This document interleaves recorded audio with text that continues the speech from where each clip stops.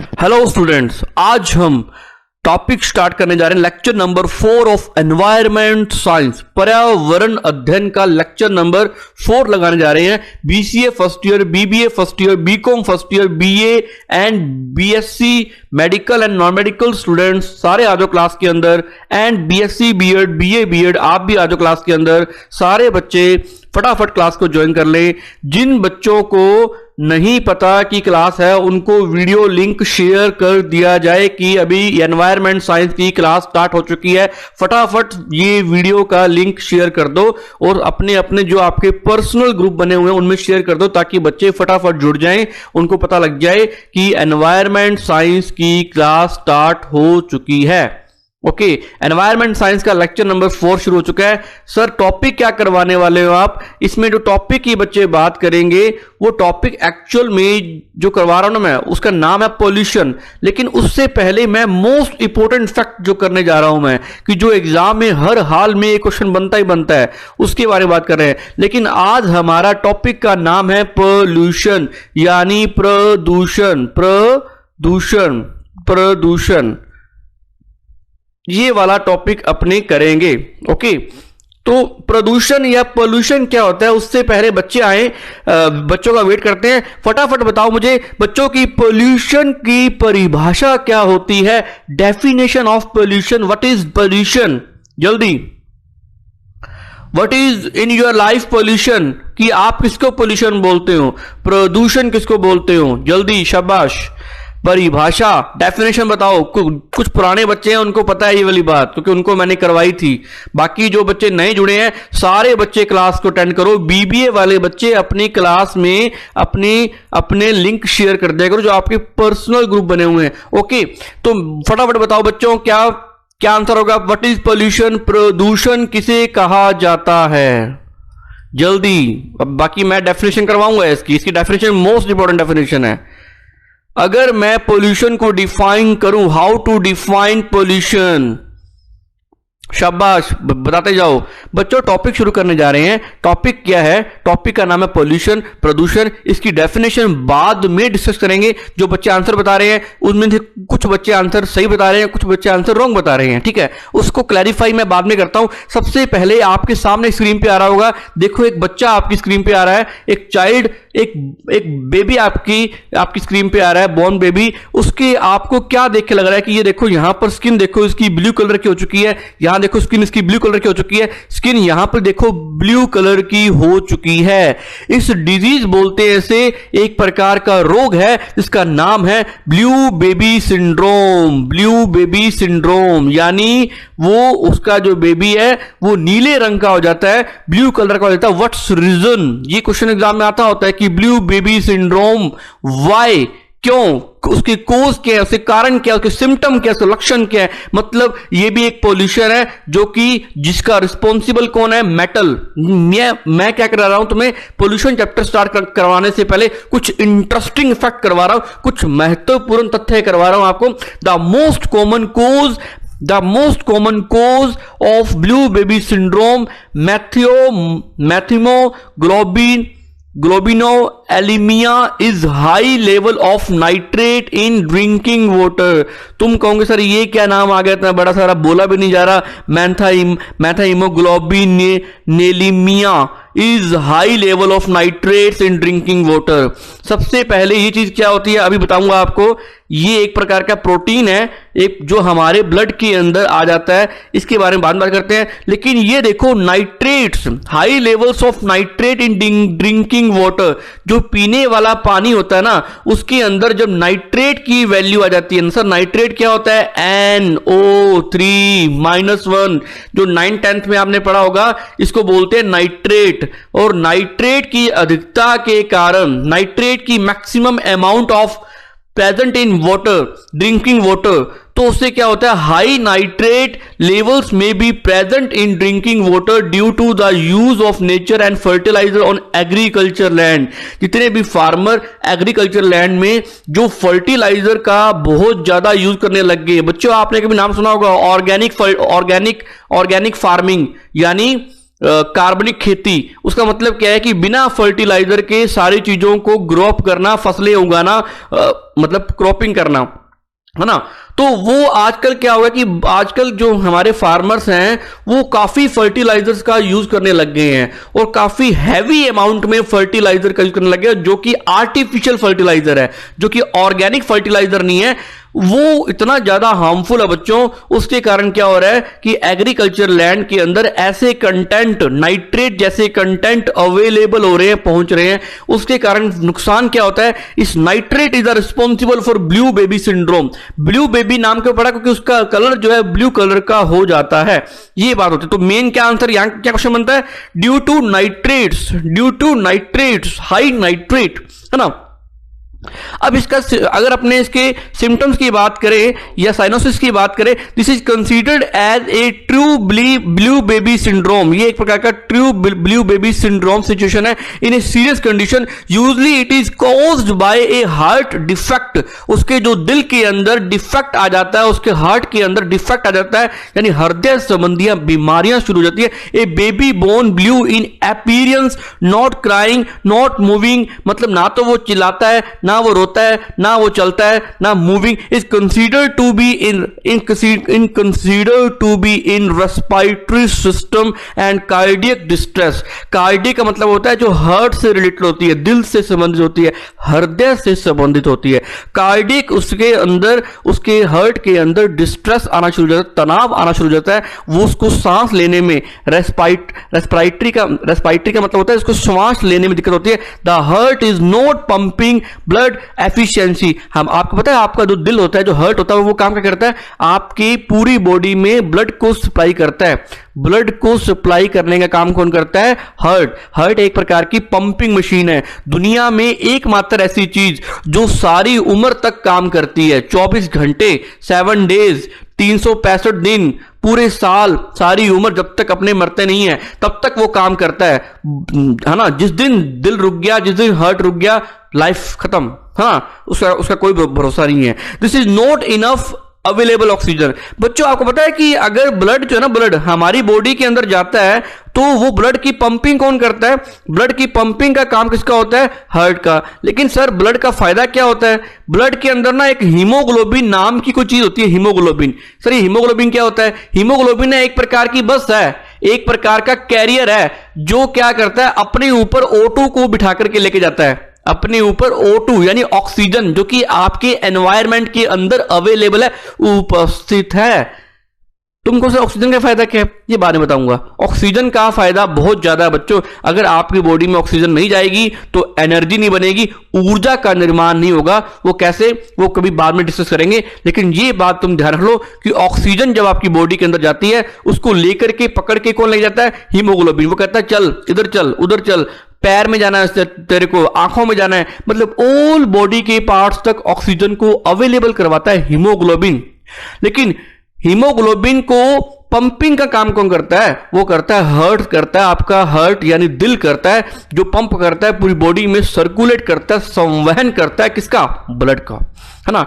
तो यहां पर हार्ट नीज प्रॉपरली पंपिंग करना बंद कर जाता है। तो ऐसी कौन सी डिजीज है, ब्लू बेबी सिंड्रोम। अगर हिंदी बात करें तो गर्भावस्था में महिला का खान पान, शारीरिक गतिविधि शिशु को प्रभावित करती है। इस दौरान बरती गई छोटी सी गलती भी शिशु के लिए गंभीर समस्या का कारण बन सकती है। बच्चों से संबंधित ऐसा एक रोग ब्लू बेबी सिंड्रोम कहते हैं उसको।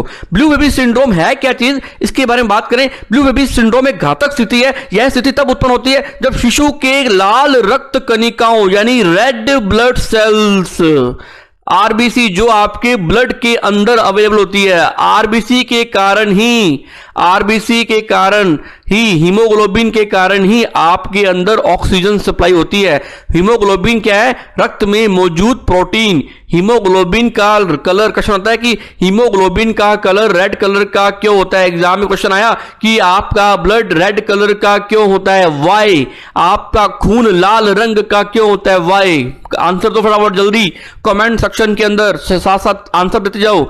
आरबीसी आपके ब्लड के अंदर अवेलेबल होती है, इसका नाम है रेड ब्लड सेल्स। लेकिन आपका कलर रेड क्यों होता है, हाँ शाबाश, बच्चे बोल रहे हैं हीमो। हीम का मतलब होता है हीमो, यानी हीम का मतलब क्या होता है बच्चों, हींग का मतलब होता है आयरन, और इसके कारण आपका जो ब्लड है वो रेड कलर का होता है। आयरन मतलब तो लोहा जो आपके हीमोग्लोबिन में प्रेजेंट होता है, और इसके कारण आरबीसी के कारण आपका ब्लड जो होता है वो रेड कलर का होता है। ये कहता है हीमोग्लोबिन में मैथेमोग्लोबिनेमिया, ये नाम आ गया ना, मैथेमोग्लोबिनेमिया, जो कि कंपाउंड में बदल जाता है। जो आपका हीमोग्लोबिन है, जो आपका हीमोग्लोबिन वो इस वाले कंपाउंड के अंदर बदल जाता है। एग्जाम में क्वेश्चन आया कि ब्लू बेबी सिंड्रोम में हीमोग्लोबिन किसमें कन्वर्ट होता है, तो आप क्या बोलोगे, थैमोग्लोबिनेमिया केमिकल कंपाउंड में चेंज हो जाता है। और हीमोग्लोबिन पूरे शरीर में ऑक्सीजन पहुंचाने के लिए रक्त की क्षमता को बढ़ाता है, लेकिन हीमोग्लोबिन तो अपना खत्म हो रहा है ना। वही मैथेमोग्लोबिनेमिया इस काम में बाधा डालता है, और यह ऑक्सीजन को मतलब उसका बैरियर का काम करता है। मतलब जब हीमोग्लोबिन रहा ही नहीं, हीमोग्लोबिन की रासायनिक संरचना, हीमोग्लोबिन की केमिकल स्ट्रक्चर चेंज होगी, कन्वर्ट होगी किसमें, मैथेमोग्लोबिनेमिया के अंदर, जो कि काम नहीं करेगा।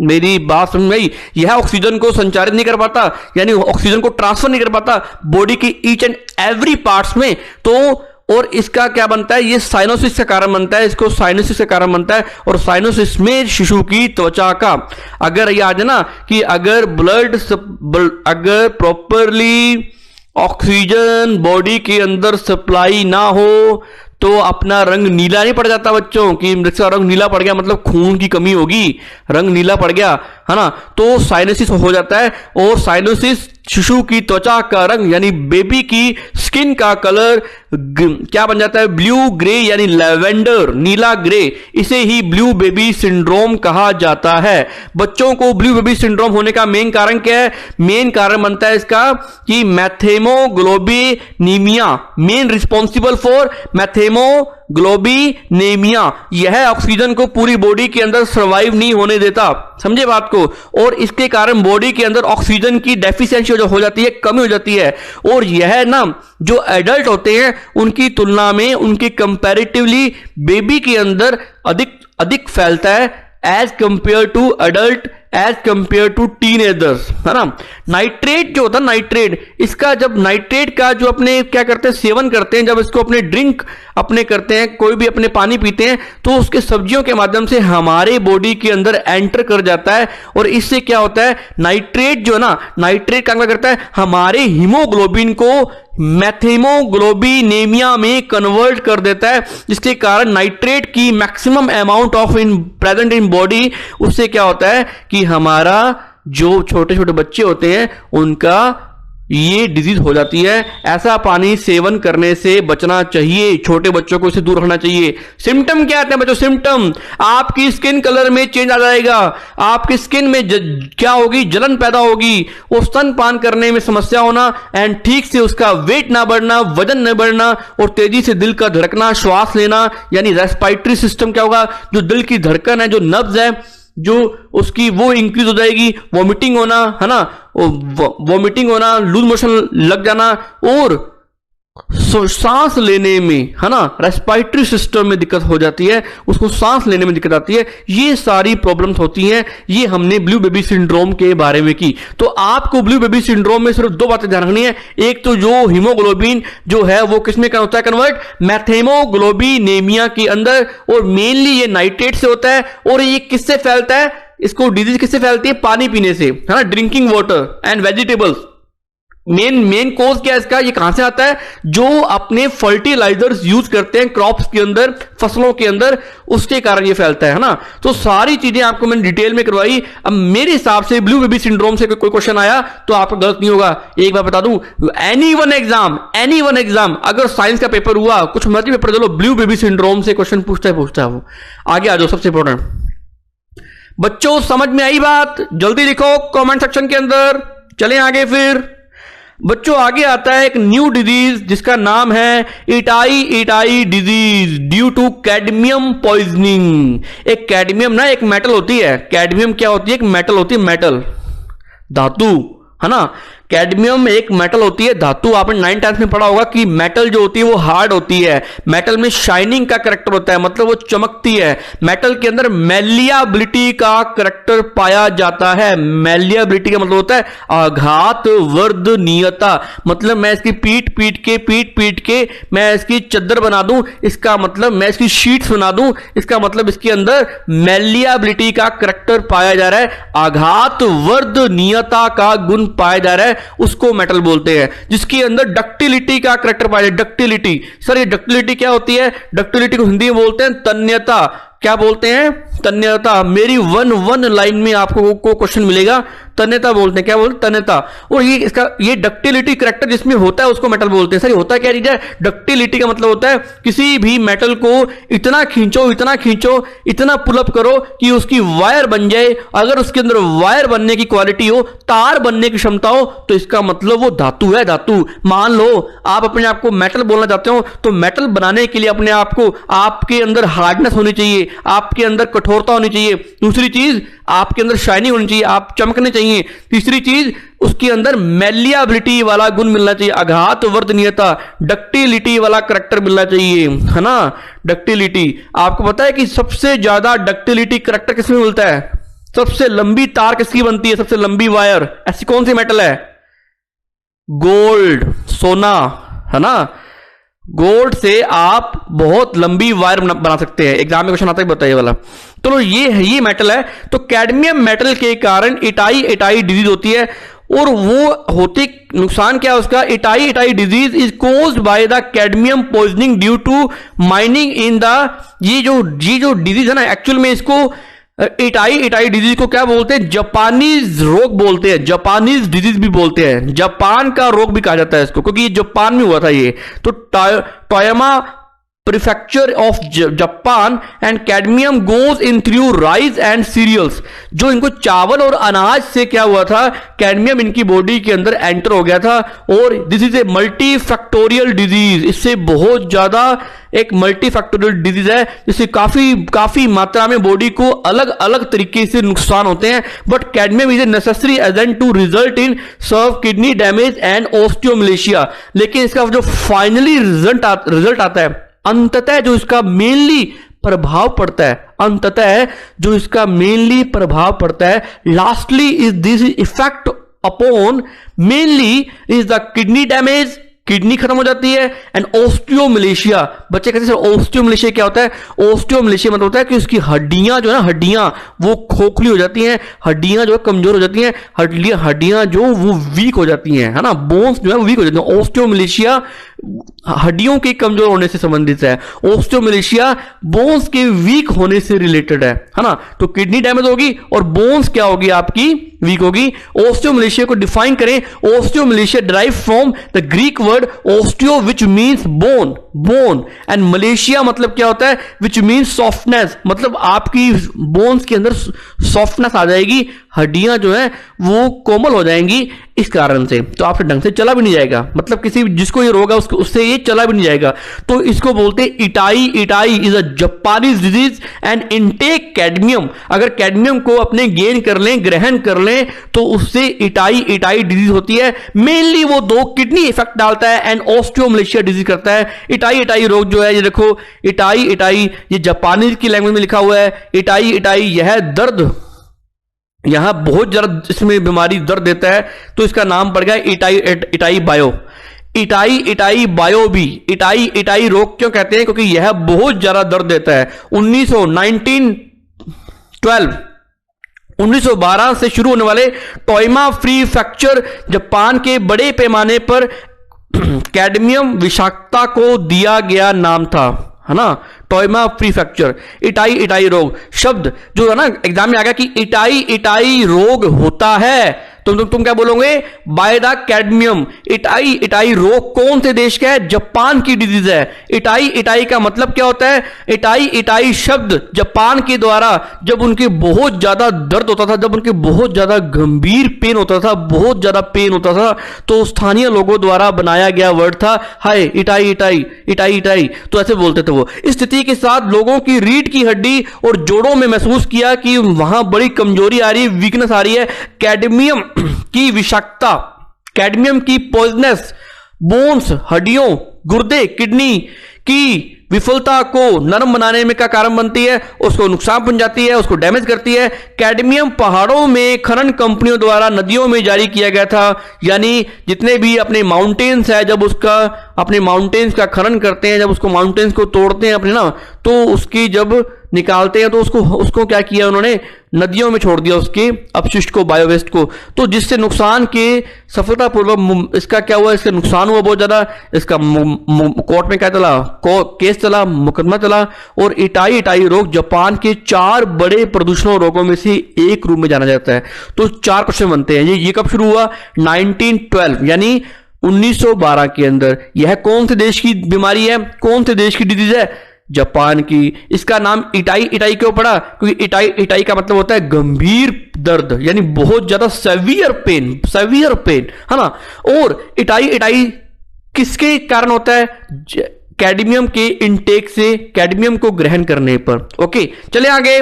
Cadmium epidemics and case studies Japan 1950s के इरा के अंदर इटाई डिजीज 4, इसके लिए वर्ड यूज किएगा आउच रेफर, आउच वर्ड भी यूज करते हैं इसके लिए। क्वेश्चन आता है कि आउच बीमारी किससे संबंधित है। वो बेचारे है तो चाइनीज तो ऐसे ही होते, जापानीज आउच बोलते हैं, अपने बोलते हैं हाय मेरे दर्द हो गया, लेकिन ये बोलते हैं आउच, है ना। तो renal failure, anaemia and several muscle pains, ये इसके सिम्टम्स हैं। यानी आपका रीनल फेल हो जाएगा, यानी आपकी हड्डियां। एनीमिया मतलब क्या बताओ, एनीमिया का मतलब क्या होता है बच्चों, जल्दी बताओ। एनीमिया का मतलब होता है कि आपके अंदर ब्लड की कमी हो जाना। ज्यादातर एनीमिक डिजीज जो होती है वो गर्ल्स में ज्यादा मिलती है अपने को। एनीमिक का मतलब क्या होता है, बोलते हैं ना कि ये गर्ल्स एनीमिक है, ये एनीमिया है, एनीमिया से ग्रसित है। इसका मतलब उसके अंदर ब्लड की कमी होती है, जितना ब्लड होना चाहिए नॉर्मली उतना मिलता नहीं है, तब बोलते हैं एनीमिक है वो, है ना। सेवरल मसल पेन, बहुत ज्यादा सेवियर मसल पेन, मतलब गंभीर दर्द होता है। River polluted with waste from factory and water use on rice fields and many years, इसका मेन कोज ये बना। Rice accumulated high level of cadmium, community was poor and therefore malnourished and with respect to calcium। तो उनको बहुत नुकसान हुआ। ये देखो ऐसी उनकी हालत होगी, ये उनके साथ दिक्कत हुई और ऐसा उनके साथ हो गया, और ये अपनी ये वाली फैक्ट्री थी जहां पर ये हुआ, है ना। तो ये कारण हुआ। बच्चों एक बात मैंने क्लियर की आपको कि कैडमियम से ये जो इफेक्ट पड़ता है, इटाई डिजीज होती है, और कैडमियम जापान का रोग है। और ये देखो आपकी बोन्स भी क्या होगी, वीक होगी इनकी, और लीवर भी खत्म हो गया, किडनी, मेन तो किडनी और बोन्स को ये इफेक्ट करता है। और ये राइस गेन से हमें फैला है, ये राइस को, ये चावल खाने से हुआ है। और चावल आपको पता है कि ज्यादा पानी में होता है ना, उसके लिए वाटर कंटेंट अब बहुत ज्यादा चाहिए होता है, लेकिन ये आया कहां से, नदियों से आया। कहां से आया, नदियों से आया। बच्चों जैसे मैं करवा रहा हूं ना, अगर आप इस तरीके से स्टडी करते हो तो आरएस का आईएएस उठेगा एग्जाम आपका, कि आपको एक चीज पता है ना, एक चीज आपको पता है कि कैसे हुआ। ये क्या हुआ कि कैडमियम की शुरुआत पहाड़ों से हुई, माउंटेन को जैसे उन्होंने खनन करना शुरू किया, खोदना शुरू किया, तो वहां से जितना भी अपशिष्ट था, जितना भी वेस्ट था, उन्होंने नदियों के अंदर गिरा दिया, रिवर के अंदर गिरा दिया, पुटअप कर दिया। और उसके अंदर क्या थे, कैडमियम के मेटल थी। और वो कैडमियम की मेटल जब पानी का यूज चावलों के लिए किया गया, राइस की क्रॉप्स के लिए किया गया, धान की फसल के लिए किया गया, तो उसमें क्या होगा, वो कैडमियम उसके अंदर आ गए और हमने खा लिए, और हमारे लीवर, किडनी, हमारी बोन्स और हमारे ये जो सिम्टम आने लगे, तो बहुत ज्यादा दर्द होने लगा, सेवियर पेन होने लगा, जिसको बोला इटाई आउच, उसका नाम पड़ गया itai disease. Is a Japanese disease, is a mainly factor by the cadmium. बच्चों बात समझ में आई। अब आगे एक डिजीज और आती है जिसका नाम है hyperkeratosis and chromium and arsenic के कारण होती है। एक डिजीज और है जिसका नाम है black foot disease. Black foot यानी आपका जो यानी जिसको ये होती है उसको ये इसका कलर जो है वो पैरों का रंग जो है वो ब्लैक कलर का हो जाता है। वो ब्लैक फुट डिजीज मेनली होती है आर्सेनिक के कारण। मेनली किसके कारण होती है, आर्सेनिक के कारण। According to green effects black foot disease is severe from the peripheral vascular disease. है ना, ये आपके संवहन तंत्र को नुकसान पहुंचाती है, आपकी ब्लड वेसल्स को, आपकी जितनी भी खून की नलिकाएं होती हैं उनको नुकसान पहुंचाती है एंड डैमेज करती है उसको, है ना। तो इतना आपने ध्यान रखना है। लेकिन आपसे एग्जाम में क्वेश्चन क्या आएगा कि ब्लैक फुट डिजीज किससे होती है, तो आपने क्या बोलना है, और सैनिक, और सैनिक, और सैनिक। दूसरी बात, ये सबसे पहले कहां ऑब्जर्व की गई, ताइवान देश में, ताइवान जो चाइना का भाग है, ताइवान। और exposure to arsenic via drinking water has been show, ये किससे फैलता है, जब आप पानी पीते हो ड्रिंकिंग वाटर, आर्सेनिक उससे एंटर हो गया बॉडी के अंदर। तो टू कोज एक severe disease of blood vessels which lead to gangrene known as black foot disease, है ना, इसको बोला गया ब्लैक फुट डिजीज। ये देखो, ये आपने याद रखना है बच्चों, ठीक है ना। ये देखो ब्लैक फुट डिजीज, एक इससे कैंसर भी होता है अगर इसमें क्रोमियम इन्वॉल्व हो जाए और सैनिक इन्वॉल्व हो जाए, तो ये भी रोग का नाम है, एक ही बात है तो वही ब्लैक फुट डिजीज, लेकिन इसको क्या बोलते हैं अपने, हाइपर कीरेटोसिस। तो ये दो डिजीज होती है, एक तो हाइपर कीरेटोसिस और एक कौन सा होता है आपका ब्लैक फुट डिजीज। ये देखो, ये देखो, ये ब्लैक फुट डिजीज है और ये वाला कीरेटोसिस है। ये किससे होता है, और सैनिक से होता है। किससे होता है, क्रोमियम से होता है। लेकिन ये ओनली और ओनली किससे होता है, और सैनिक से होता है, और सैनिक, ठीक है, याद रखना है इसको, और सैनिक से होता है ना। चलो बच्चों, समझ में आई सारी बातें आज आपके। हमने काफी कुछ अच्छी अच्छी बातें पढ़ी और काफी अच्छी डिजीज के बारे में डिस्कस किया। कल आपके एग्जाम में, ये जब भी आपका एग्जाम होगा तब आपके ये एग्जाम में श्योरली आपको क्वेश्चन मिलेंगे, ये हम बात करने जा रहे हैं। अभी हम क्या शुरू करने जा रहे हैं, पोल्यूशन के बारे में स्टार्ट करने जा रहे हैं। What is pollution with the definition of pollution, प्रदूषण के बारे में शुरू करने जा रहे हैं।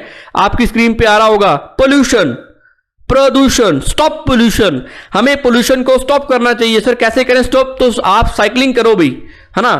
अगर अपने साइकिलिंग करेंगे तो वो इको फ्रेंडली है। अगर हमने कहीं जाना है तो वाया बस जाएं, तो क्योंकि बस इको फ्रेंडली होती है, इतना पोल्यूशन नहीं फैलता। अगर सारे लोग कार्स, बाइक्स एंड फैक्ट्रीज खोल के बैठ जाए तो पोल्यूशन बहुत ज्यादा होगा। और आने वाले टाइम में फ्यूचर में पोल्यूशन बहुत ज्यादा इंक्रीज हो रहा है। इसलिए कहते हैं जो लोग गांवों में रहते हैं, विलेज में रहते हैं, उनको प्योरली ऑक्सीजन मिलती है, प्योर ऑक्सीजन मिलती है, अच्छी ऑक्सीजन मिलती है, वायु मिलती है ना।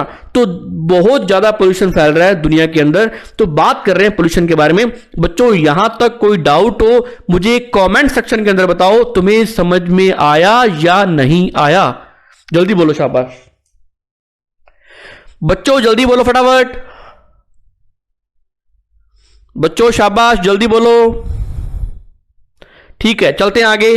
पोल्यूशन का मतलब क्या होता है, पोल्यूशन का मतलब क्या होता है, pollution is defined and any form of energy, matter or action that imbalance and disequilibrium in the required composition of a natural object such as air, water, a pollutant creates damage by interfering directly, indirectly with the biochemical process। Sir इतनी बात नहीं जाननी हमने, हमें तो एक शब्द में बता दो कि पोल्यूशन का मतलब क्या होता है। व्हाट इज पोल्यूशन, सीधी सी बात है। जिंदगी में सुन लो, अब जिंदगी में लाइफ के अंदर कुछ भी अनवांटेड हो जाए, कुछ भी अनवांटेड, कुछ भी अनवांटेड, कुछ भी अनडिजायरेबल, कुछ भी अनडिजायरेबल, अनवांटेड, अवांछित, अनचाहा, कुछ भी हो जाए।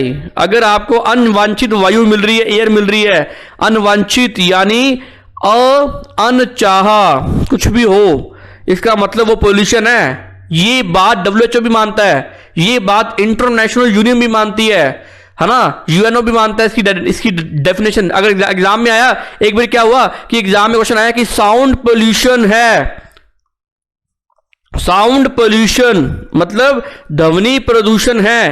एक सेवियर साउंड, एक तीव्र ध्वनि, पहला ऑप्शन था एक तीव्र ध्वनि यानी सेवियर यानी तीव्र ध्वनि, एक था कि बहुत ज्यादा हानिकारक, एक था थर्ड ऑप्शन अनवांटेड साउंड, अनचाही ध्वनि, अनचाही ध्वनि। तो तुम क्या बोलोगे, इसका आंसर क्या था, अनवांटेड साउंड।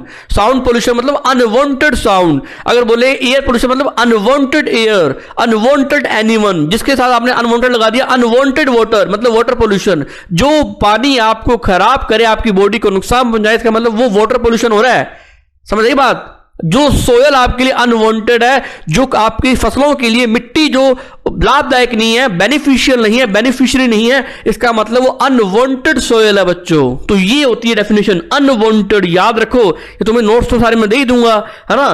तो अकॉर्डिंग टू नेशनल, अगर बात करें according to national academy of science USA, pollution is defined as undesirable, ये देखो सिर्फ एक शब्द आपको याद रखना है, undesirable change in physical, chemical, biological and characteristics of water, air and soil that may harmfully affect human, animal and plants and life and industrial progress, all about things, सभी को नुकसान पहुंचाता है। तो अनडिजायरेबल चेंज, अनडिजायरेबल चेंज, मैं बार बार बोलता हूं ये वर्ड तो याद रहे कि एक अवांछनीय के रूप में परिभाषित किया जाता है। मेरी वन लाइन में आपको क्वेश्चन मिलेगा, अगर स्टडी करनी है तो ढंग से करो, नहीं तो ना करो, सीधी सी बात है। अपना कॉन्सेप्ट ये है कि बच्चे कहते हैं सर मैंने आईएएस बनना है, मैंने आरएस बनना है, जबकि पढ़ाई के लेवल पे हम क्या कर रहे हैं, क्रैमिंग कर रहे हैं। अगर आपको आरएस बनना है, अगर आपको आईएएस बनना है, क्रैमिंग ठीक है, कुछ हद तक ठीक है, क्योंकि उसमें क्वेश्चन ऑब्जेक्टिव आते हैं। जब पेपर सब्जेक्टिव आएगा तो आपकी वहां ज्ञान चेक किया जाएगा, आपकी नॉलेज क्या, आपकी थॉट्स क्या, आप सोचते क्या हो, आप क्या थिंकिंग है आपकी। अगर आप जिन जानते, आपको वर्ड्स नहीं पता, कीवर्ड्स नहीं पता, अगर आप डिफाइन नहीं कर पाते, अगर आपके अंदर कॉन्सेप्चुअल नॉलेज नहीं है, तो आप जीवन में आगे नहीं बढ़ सकते। क्रैमिंग वाला बच्चे आते हैं, मैंने बहुत देखे बच्चे जिनके 12वीं में 94% है, लेकिन वो क्रैमिंग करके लाया है, तो कह रहा हूं मैं, तो वो लाइफ में नंबर अच्छे ले आएगा बच्चा, लेकिन वो लाइफ में आगे सर्वाइव नहीं कर पाएगा। जो बच्चा वही सर्वाइव करेगा, वही बच्चा सर्वाइव करेगा आगे जो कॉन्सेप्चुअल बातों को सोचता है, थॉट्स रखता है दिमाग के अंदर, वो आगे बढ़ता है। तो मैंने 45% इन 12th क्लास वाले भी देखिए आईएएस बनते हुए, आरएस बनते हुए। इसका मतलब ये नहीं कि नंबर कम आए तो आप जिंदगी में आप कुछ नहीं कर सकते। मैंने ये देखा है कि ज्यादा नंबर जो लेकर के आते हैं, वो अगर वो क्रैमिंग पोर्शन से लेकर के आते हैं तो उनका लाइफ में नुकसान है। एक बार तो वो अच्छे बन जाएंगे कि हाँ जी हमारे बच्चे ने 12वीं में बहुत अच्छे नंबर लेकर के आया, 12th क्लास के अंदर टॉप क्लास नंबर लेकर के आया, लेकिन अगर वो क्रैमिंग से लेकर के आया तो उसका कोई बेनिफिट नहीं है, उसकी लाइफ के लिए कोई बेनिफिट नहीं है। कुछ हद तक के लिए आप कुछ सम टाइम के लिए आपको वो खुशी दे सकता है, हैप्पी दे सकता है, लेकिन अगर आपको लाइफ में आगे बढ़ना है तो कॉन्सेप्चुअल नॉलेज लेकर के आओ, कॉन्सेप्चुअल बात करो, सैद्धांतिक तौर पे बात करो, थ्योरेटिकली बात करो, प्रैक्टिकली बात करो, हर व्यू होना चाहिए आपका। मेरी बात समझे बच्चों आप? तो ये डेफिनेशन याद करनी है आपको, ठीक है। बाकी बात अपने करेंगे कल। ओके बच्चों, थैंक यू फॉर अटेंडिंग मी। चलते हैं आगे, कल मिलेंगे फिर आपसे। Thank you all of you बच्चों। एक बात और, एनवायरमेंट साइंस में सारे बच्चे प्रेजेंट आया करो। ये क्लास आपके लिए, सिर्फ आपको सुनना है, आपको याद करना है बस, और कुछ नहीं करना आपको अपने कॉन्सेप्ट बिल्डअप करने हैं। ओके बच्चों, बाय बच्चों, मिलते हैं फिर कल अपने। एनीवन डाउट कमेंट सेक्शन के अंदर बताओ, शाबाश। कोई भी डाउट हो जल्दी बोलो। ओके बच्चों, बाय बच्चों, मिलते हैं फिर अपने। Thank you.